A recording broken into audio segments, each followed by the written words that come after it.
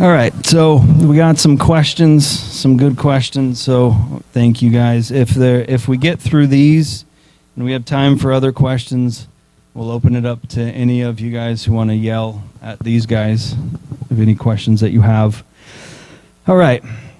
So the first question is, what is your advice, response to Christian families who want to foster to adopt from the foster care system? Since you are dealing directly with CYS and their regulations, so mainly Davis, but also others who want to even chime in on that first question of how to deal with foster to adopt in the foster care system. So I smile because I have my sister and her husband. He's an attorney. They have 5 adopted children that were foster to adopt, that scenario. Also, my brother-in-law, they've dealt with that system. So the answer is very, very carefully. And quite frankly, if you're going to do that as a Christian family, there are certain things you're going to have to work through because you're not going to have control over medical decisions and other things for those foster kids. So you have to, when I talked earlier about standards, you really have to think through those things carefully and be prepared to do that. One of the advice I have, and I was talking to somebody about it, is the older your kids are, the safer you are when it comes to dealing with child protective services. You know, for example, my oldest daughter is 18.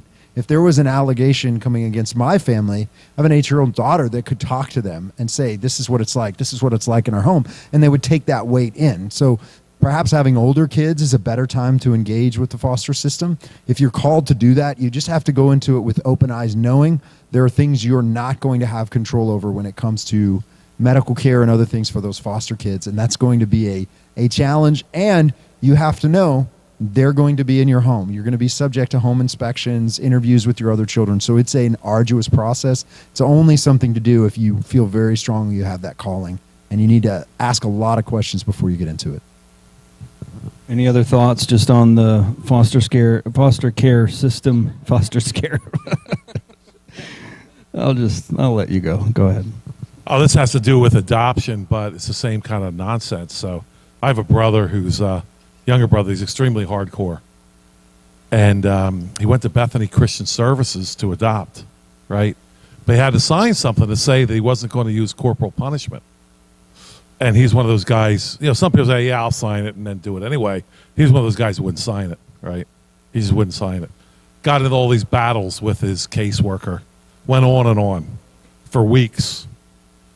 And finally, one day, the caseworker asked him, says, what is the point of spanking? What is the point of corporal punishment? What is the point here? And doesn't my brother say, pain? That's the point. And that was the end of his experience with Bethany Christian Services. All right. Next question is mainly for Chris. Classical Christian education is highly dependent for early years purely on rote memorization of facts. You indicated this is not your preferred model. What are your thoughts or criticisms of the classical model? Yeah, I'm not going to die on the hill of classical Christian education is wrong. I think if you're going to take that approach, it still needs to be in the context of the home. And what I would say is the benefits of doing something like that in the home is the parents are involved and they are doing it as well. I think that's not that they'll do everything, but the kids see the parents with them and a love for learning. And that's one of the things. Classical Christian education and rote memory, there's nothing wrong with that. I just think in the context of the home, if the parents are modeling that and doing that with them, then it's not a hill I'd die on. I think that's Christian liberty for the parents if you want to use classical Christian approach. Any other thoughts? I appreciate the intent of Christian schools, and clearly they are preferable to government schools, but it seems to me that these institutional models still take the essential quantity time away from the parent-child discipleship relationship. What are your thoughts? I'll briefly comment on that and then pass it on. I definitely saw that when I taught in a private school. It's and it goes back to the point of you can't mass produce character and true education. And I think the private school, the common school, maybe we say the common school model that I didn't mention in the talk, but Horace Mann, he went over to Prussia and studied how they did common school there in the 19th century, and he came back to America and really laid the groundwork for our government school system. The idea was to churn out a bunch of compliant servants of the state. And Dewey took that even further, but I think that model is problematic. I am not a fan of the common school method, whether it is public school or private school. I think the medium is very important, and I don't think you can get around the fact of one teacher to that many students, you're not going to be able to have the discipleship that is required. Briefly, I wonder, I've thought about this. I'd like to know the answer. Don't know if I'll ever find it. Okay, so Nebuchadnezzar takes 70 of the best Hebrew boys, right? Drags them off to Babylon. And I now wonder how many parents in that apostate Jewish state were like, wonderful. My kids are some of the best anywhere. They're going to learn the Babylonian language and customs and everything. Yay. They'd be the ones to be excited about government schools today. The reason why I say that is Daniel tells us exactly why they did it. I'm sure they sold it as get the best education possible. But the real reason Daniel tells us was to separate them from the values of their parents. Don't ever forget it. Great comments. Just a brief comment from my message in the beginning. I just would reiterate whatever schooling should happen, especially with homeschooling, it needs to serve your family. If it's not serving your family, then what purpose is it serving? For example, we may be a family may be homeschooling, but really they're just cutting and pasting the structure of a public school and into the home, and there may be different curriculum, but does that serve your family? I'm not saying don't read and study history and everything, but I think you need to mix it up. You need to look at what's going to best serve your family, what's going to help your family. Kids want to work at an early age. They want to build things. They want to, my kids are always asking me to come to work. No, you're not coming up on a roof with me, but I used to take them to work when I worked at my old job. They loved it. They loved learning how to work. And I just think that what's best going to serve your family, is it going to be sitting in a chair and reading and learning? That's part of it. I think we need to. I'm not against education, but just think about what's best for your family, and not, because if you don't have that approach, if you forget that approach, you're basically preparing them to work for a government job or to work for some big corporation.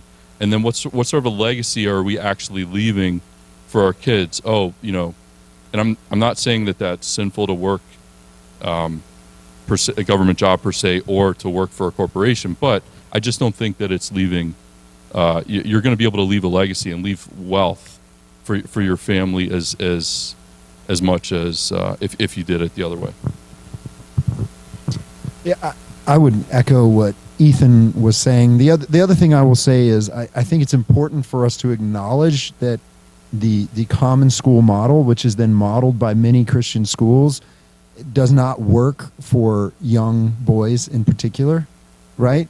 It really is feminized, and I'm not saying that to be offensive, but it works much more effectively for young girls than it does for most young boys. That's something to keep in mind for our young men. Young men are not designed by God and intended to sit at a desk the same way and the same things that a young woman wouldn't enjoy. So the one-size-fits-all model, whether it's a government school, it's still a lot of Christian schools are based on that model. So just be aware of that and be engaged. My whole thing is, just like we don't in church, we don't just put our kids in a youth group and turn over biblical discipleship to our children.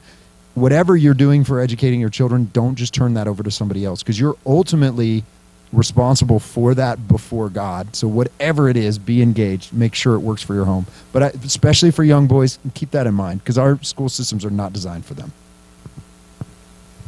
Real quickly, where did transgenderism start? I'm going to argue it started in the grade schools a couple of decades ago with Ritalin. The object of Ritalin was to turn little boys into little girls so they would sit there quietly. And that's where transgenderism started, I believe. One thing to just think about, too, as a number of guys have mentioned, to expand our understanding of what education is. It's not just to sit down, open a science book, and do homework or whatever, and that's just education. Like, it needs to be expansive, and, touching on a lot of these things then helps us understand what can come out of that quantity time at home. That's so beneficial to our kids, especially as you guys were just talking about boys. But a bigger picture that I think is a major problem with our society is that we want to give over our responsibility. We give it over constantly. And with education especially, I just want to hand over my kids for 7-8 hours a day. I'm free to do whatever I want now, whether it's work or whatever, and I just give that over. There's so many areas that I've been convicted in, again, multiple areas, that I've had a mentality for years where I just give over responsibility just because I don't want to do it. And seeing the damage that can do, especially in the home, to where we understand that our responsibility has come from God himself. So we need to take on that responsibility for what it actually is, embrace it for the good that is, especially when you're dealing with quantity time that is so beneficial to all of us. And we may not see the fruit right away, but we have the quantity time with our kids to develop these types of things. And, seeing that fruit long term is something that we can look to God and what he can bless. So any other thoughts before we move on? All right. Can you give wisdom for avoiding workaholism and sluggardliness? How do I know if I am working too much or too little?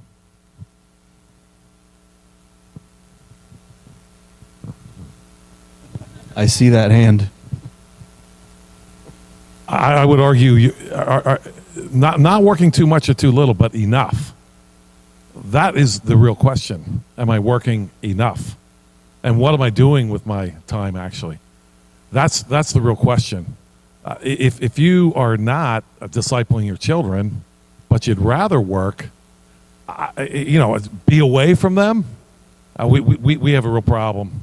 And talk to your pastor or somebody who can help you, because one of the best marriage advice I ever heard was this. I think this kind of answers your question, I think, through the back door, I hope. It was this: if you're a father, a dad, husband, and you don't want to go home at any moment, your father, your dad, you don't want to go home, fix it. So I would argue that's not the question of working too much or too little. It's how important is discipling your children to you. Because if you're discipling your children is not going to be important to you, you'll find something else to do. And then you'll justify it by saying, well, I have to do this to support the family. Don't do this.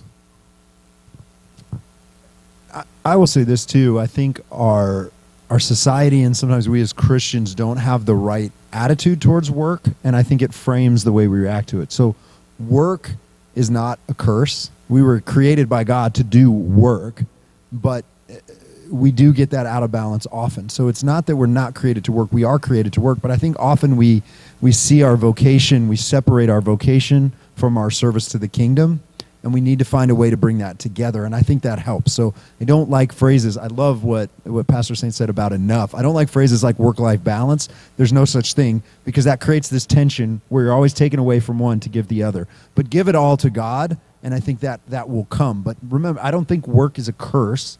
We're called to work. That's what we are. We have to bring that under the authority of the gospel as we do that, and I think that's been helpful for me.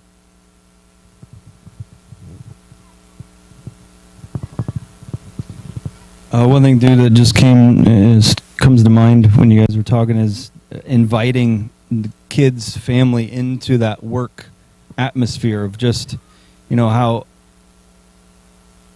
when you go home, a lot of the reality is a lot of times you can't separate your work.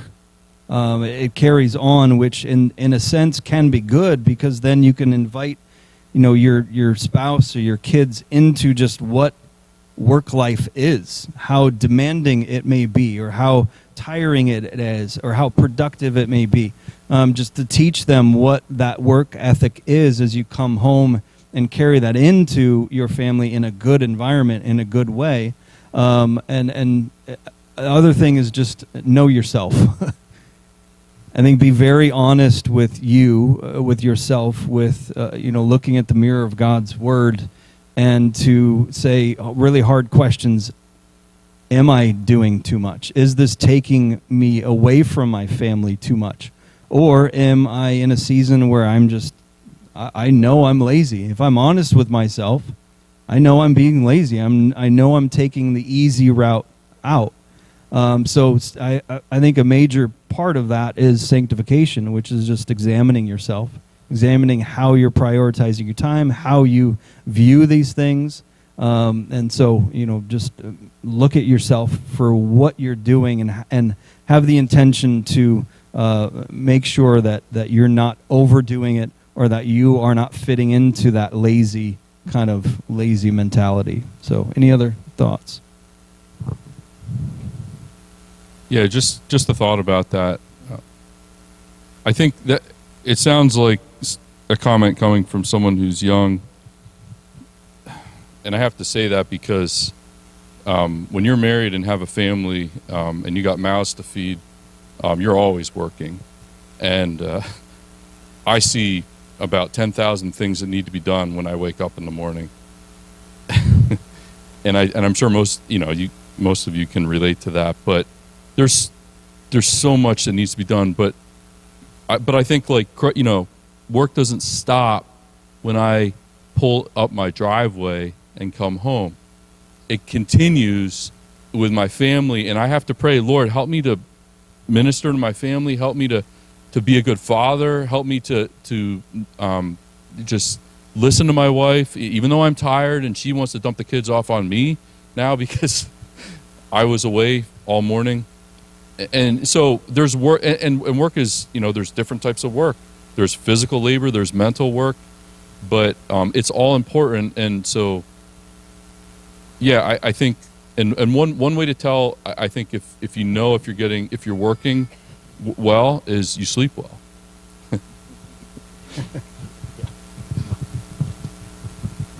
Right.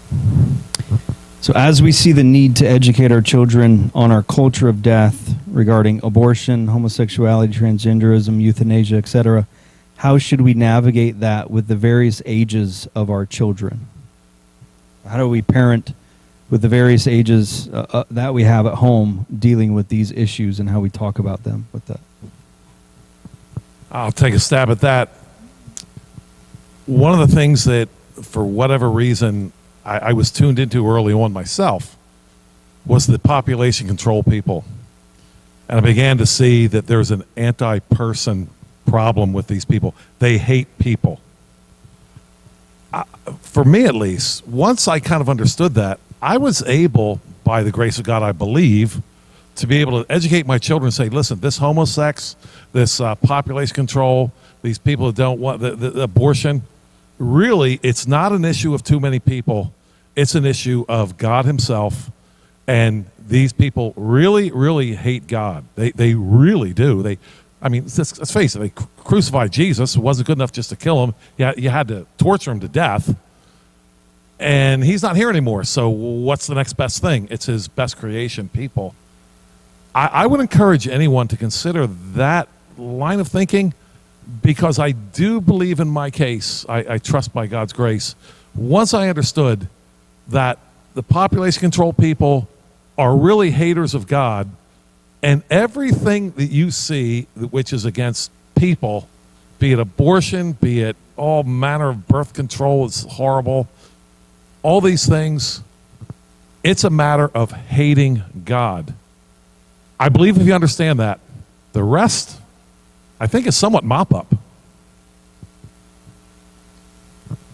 I think one thing, and my two daughters are here, so they could speak to how well we've done this in our home. But I think one thing to think about is there's no specific age. Every child is different. Every child is ready to interact with things differently. My older daughter was ready to have some of these conversations younger than my other daughter. Nothing wrong with that. That's just the reality of their personalities. But I think some of the best conversations that we have had, that my wife has had with them, that I've had with them, comes from opportunity from just being with them, right? So that the discipleship, having dinner together, talking, going on walks, running together, incredible conversations come from that. So I tend to be a little more rigid, and I want to sort of structure some of these conversations and maybe pushed into them, some of them too low, too young, right? My daughter's probably smiling right now.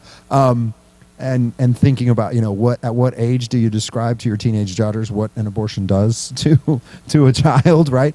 And so I tend to want to be more structured. My wife has been very good at, we can weave this into some other things that we're doing. So I would encourage you to think about that. How do you engage with your children where they're at, being around them, being with them, and then naturally God will bring opportunities to have some of those conversations. Yeah. As we see the need to educate our children on our culture of death regarding abortion, homosexuality, transgenderism, euthanasia, etc., how should we navigate that with the various ages of our children? Yeah, just very quickly, to follow up on what Davis just said there, do not underestimate the necessity and the value of being with them. Don't underestimate that. If you're never with your children, then don't be surprised if you can't teach them stuff. You're never with them. But the time to teach them is when they ask. Not at, between 6:30 and 7 tonight, we're going to do the birds and the bees. Everybody be there promptly. Not how it works. While I was here today, I got a call from one of my granddaughters, wanted to know from her granddad why it was legitimate for Rebecca to fake out Isaac to give the blessing to Jacob instead of Esau. Got to be with him. I was sort of with him. I wasn't able to really do a good job communicating it, but it's just that being available or whatever. You just can't underestimate that. If you're with them and you're there, you will be amazed how much you can teach them at the moment when they're asking.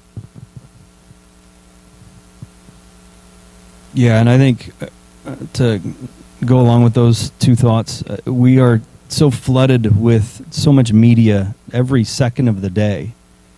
And so it goes back to that quantity time, quality time, and just being aware of those opportunities that come, because they're going to see it in one form or another. They're going to hear it from our culture in one form or another. So having those opportunities and being aware of them while they come up, that you can then not only speak to the direct issue itself, but really engage with just worldview concepts of how our biblical understanding informs this issue that you just heard about on TV or social media or whatever, or how it comes across, to be aware of those things, see the opportunities that happen, and to look at the bigger picture of worldview and how these things, especially as it refers to our culture of death, how these are actually impacting our society in bigger ways than not only our kids think about, but we think about.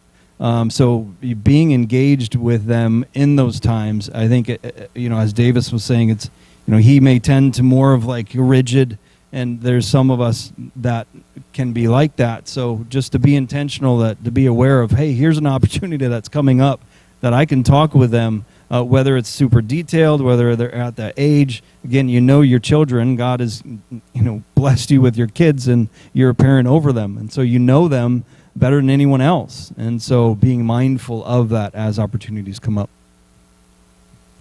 Yeah, just a brief comment. I agree with everything that's been said, and I would just add, if kids are too young, I think they still need something, and you can speak euphemistically to them and kind of say something like, that is they're able to understand, but without giving too much information. And I think that is appropriate. But if you don't say something, they're gonna there's so much exposure today that they're going to hear it. So I think you got to give them an answer. Don't be afraid to answer those questions, but you don't have to give too much information, especially if the kids are too young. Yeah, just looking at Proverbs, I mean, that's the model. I think Joel mentioned this, and I was going to mention Joel's example of just if you are genuine and have integrity in your faith and you are teaching your children as things come up, when they ask, when you see things, and you're answering your kids' questions, encouraging them to talk to you, there's going to be no shortage of opportunities to talk about this stuff because it's happening all the time. And so our family is very open. I mean, we just, whatever's going on, we talk about it. You know, with some allowance for certain things, generally speaking, you know, we could talk about almost any topic. When you have a wide range of kids, like, it's kind of hard to always control what comes up. So, you know, you want your home to be a place where your kids feel like they can ask questions and you're going to answer them. That's something that I'm working on, trying to get better at, that when my kids ask a question, really give them my attention because they're asking to be educated. And if you lose those opportunities and you have all your curriculum, you've kind of missed the point of education. All right. Here we go. Give us some more thoughts on how we should think biblically about AI in our culture and homes. I think AI is great. I think AI is, I told Ethan we could have a debate on how much time we have. I think AI is a tool, and like any tool, it can be used to honor God or to destroy neighbor and tear him down. And I think, for example, I think the government school system, the common school method, is rotten from the foundation. And so I'm cheering on AI to destroy that because if the school teachers are, if the students become, you know, for a while the teachers had the upper hand on us when it came to technology. We go to school, they got the Scantron, they got the videos, we're stuck there. You know, maybe we have a calculator. And, you know, the joke when we were in school, people were like, you're not always going to have a calculator with you. Everybody's got a cell phone. Everybody has a calculator with them. The students have now surpassed the teachers when it comes to technology. And now the students are able to outsmart the teachers in the common school method because their technology is better than the teachers. And so this is an aside, but I think if that can destroy the government school system, that'd be great. But I'll let Ethan and others respond. AI is a tool. And I think one of the things with the government school method is that you simply cannot do discipleship. So in one sense, perhaps it'll return our culture to a place, this is wishful thinking, where you actually have to have more argumentation, where I can't really believe anything I read online came from that person. I want to talk to you. And that's kind of where I'm at. And Luke and I engage with a lot of different people on our podcast. And it's come to the point where, like, if you're not willing to come and talk to us live, I don't really care what you say. Because now the meat, the literature, it's just, but I think that could be a net positive. I think it could be. So I think AI is a tool. The question is how we use it. I could say a lot more, but I'll stop for now. I think just, sorry, Joel, on Nothing to say. dethrone the king real quick. On that note of the growth of AI, I think as people, you know, it's more and more in our society and kind of really taking away the personal aspect of life. People are going to be deprived of just community, as you're kind of pointing out, that, you know, there's so much that is being taken in that realm of life that, you know, people are going to be wanting fellowship, just relationship, community. And if the church is not already doing it, for one, but recognizing that that's taking people away from that, then are we building that up? Are we modeling what that really should be and how good that is for not only our homes, not only our churches, but for society at large, to where they see the model of genuine, real, personal relationship that is not afraid to, again, speak to each other face to face and being able to engage in that way and notice how good that is for us. So as, you know, AI can take people away from that, social media can take people away from that, we need to be building that up ourselves and recognize the goodness of that for humanity. Wasn't AI in the Bible? What happened to that city? God destroyed it? No. I think I pretty much agree with Chris's assessment of AI too. I really just wanted to give a warning because I think most people probably aren't going to realize, don't see how fast it's moving and changing things, and it's moving faster than anything else. So, and in all honesty, like, we're probably not going to be able to. You're not going to be able to keep up with everything. You're not going to be able to, provide a perfect assessment for everything and be prepared for everything. But you can be somewhat prepared.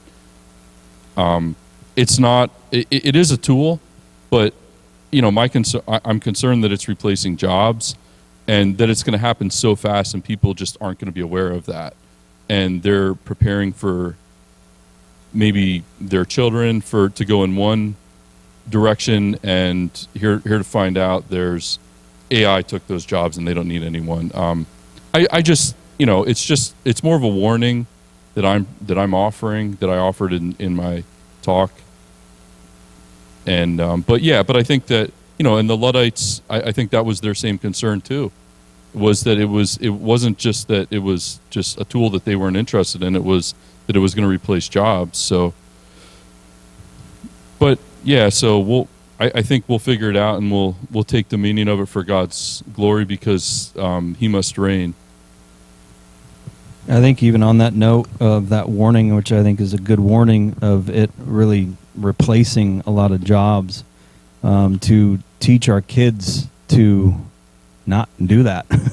If they have their business and they have a choice of go the easy route with something like that, or employ people, real people that have people to look over, don't give in to that direction, but give in to, again, that personal relationship, that personal building, and model what that is. So, there's boundaries, or there's kind of lines to be aware of. So I think that's a good warning, because as a graphic designer and doing that for 12 years plus, I'm looking at these websites where people can just go to a website and get as many logos as they want. And I'm thinking to myself, if I was still relying on that job as income for my family, to provide for my family, and here I'm getting that taken away from me, then what's that going to do? So to really establish and build up personal interaction, personal workforce for those jobs with an intentional way to keep that up, to keep that going, is really, I think, really important. I don't know how long we want to go on this, but I guess I would push back and say I don't think AI can take anybody's jobs. I think it can create more jobs. That would kind of be a fundamental debate here, that ultimately any tool can be used in the wrong way, and we can look at any technology and say, well, this took away jobs. The car took away jobs. It took away, what do you call those guys who put the horseshoes on the farrier? Yeah, I bet you there's a lot less farriers today than there were before the Model T came along.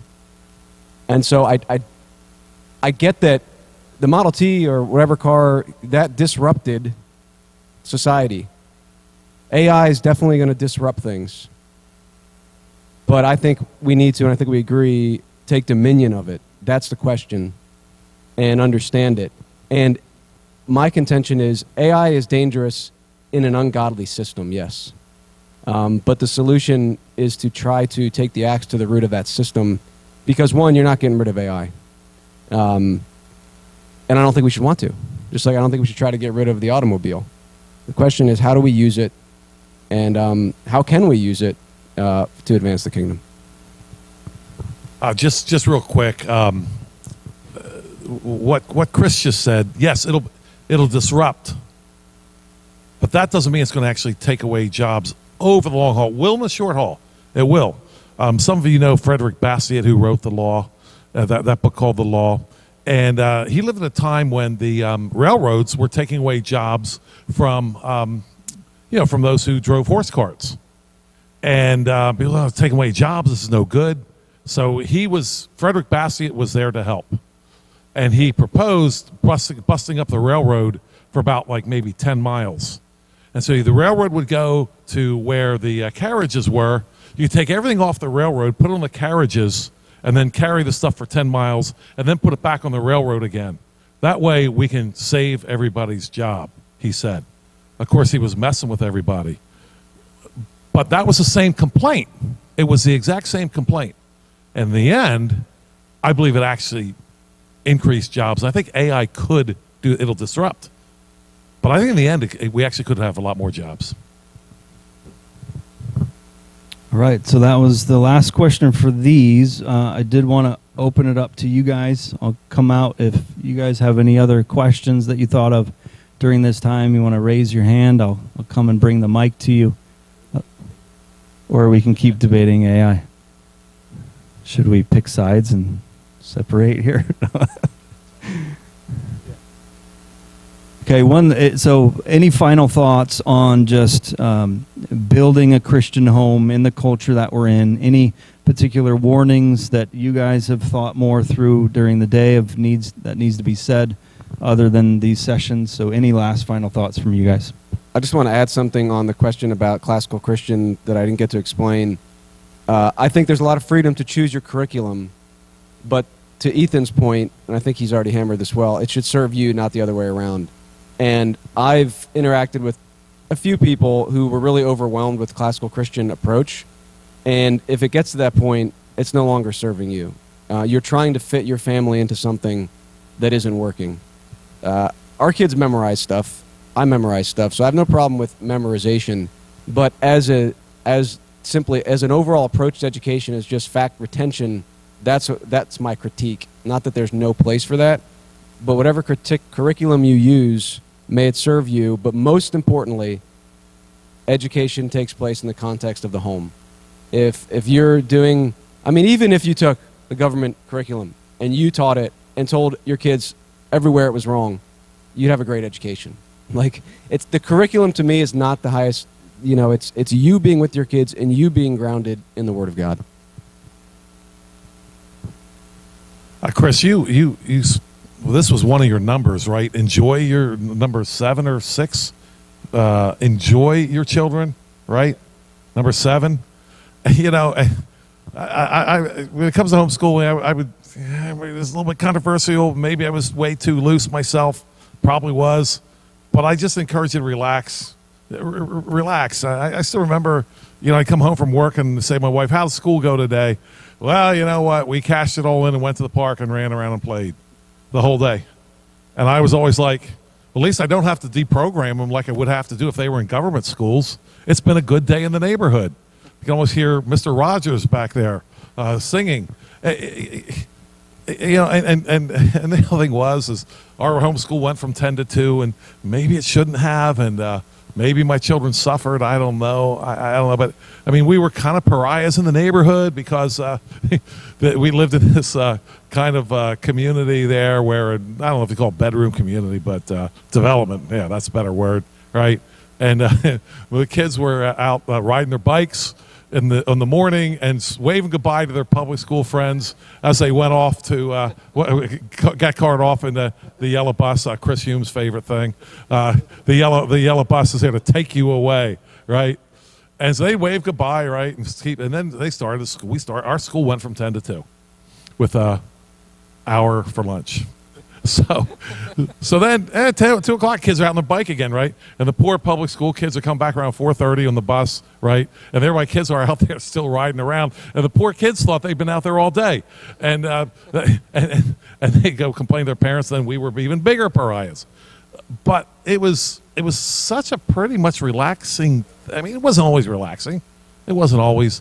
But I would just encourage you so much to not worry about these. And this has been hit today. These crazy, so many credits in this or that or whatever. Stop it.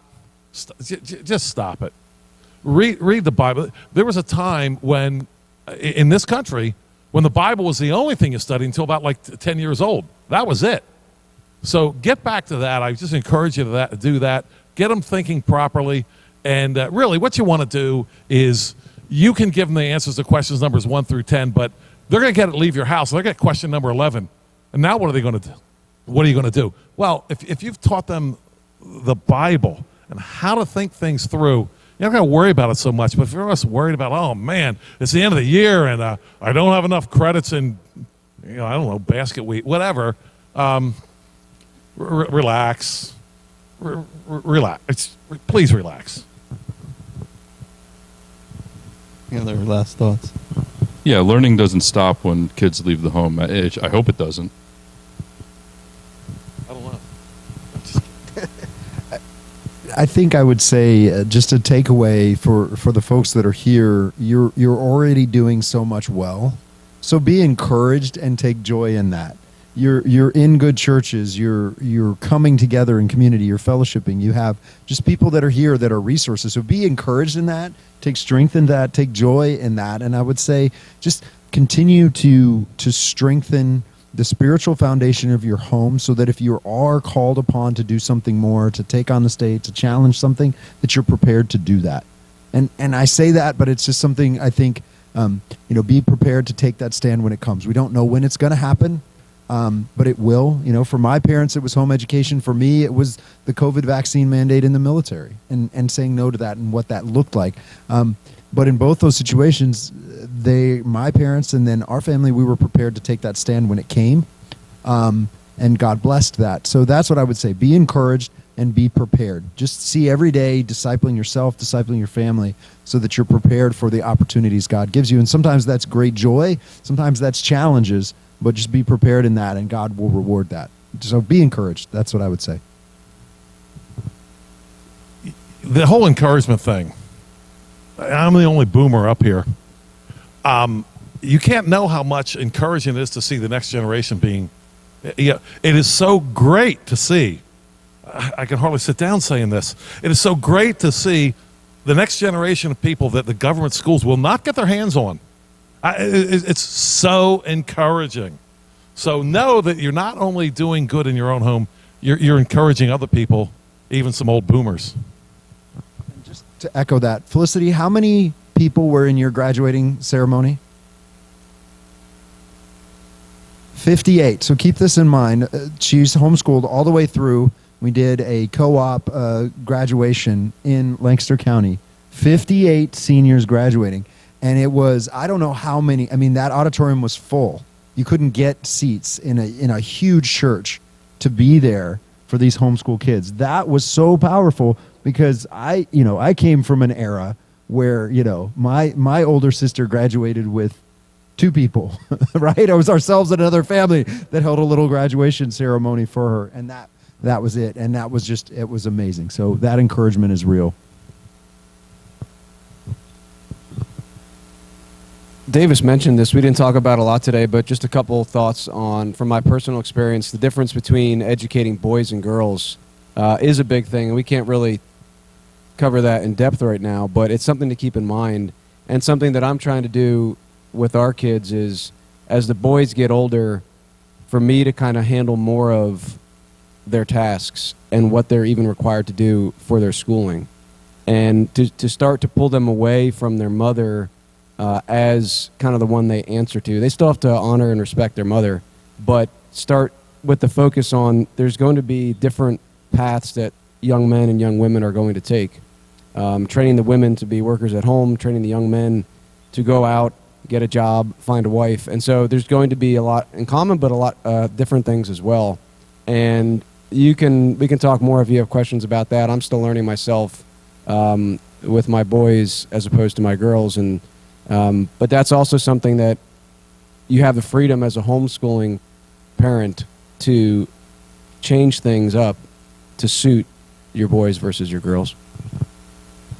Yeah, real quickly again, probably get me in trouble again, but I've known John Bigman. How long have you and I know each other? 25, 30 years? Perhaps, maybe. And John is a unicorn. He loved school as a young man. Didn't you, John? Yeah, you liked it there. And I hated school. And Chris just mentioned changing things up. And I still remember the highlight of my grade school experience in 6 years. This was such a highlight. It was an absolute, total food fight that broke out between the 3rd and 4th graders and the 5th and 6th graders. And I still remember half-eaten pies were flying. My mother used to make us this real hard bread. It was really probably good for our teeth and our gums. The other kids, I think, felt sorry for us. They had the nice white bread or whatever. But we didn't like it that much. We had to eat it. But that day in the food fight, that hard bread was really doing some damage to the 5th and 6th graders. I was a 4th grader. I received a direct hit myself. I had set my half pint. You remember those things? Those half pint carton things.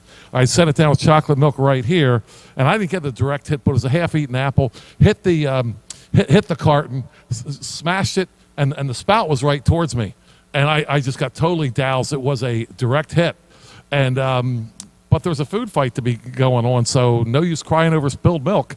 Pick up the carton, pick up the apple, and throw it back. It was the absolute highlight of my grade school experience.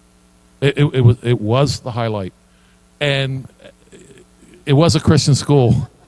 And I don't know what the teachers did to punish us. Whatever it was worth it. And you know, I think about that later when I want to do our own homeschool, just how different children are. And this has been hit on by the speakers today. Our crazy ideas of putting them all in the same grade as if they're all the same. Are you crazy? It's craziness. Stay away from it. Look at your children as individuals, please. All right. On that note, thank you guys for coming. I'm going to have Joel close us in prayer in a minute.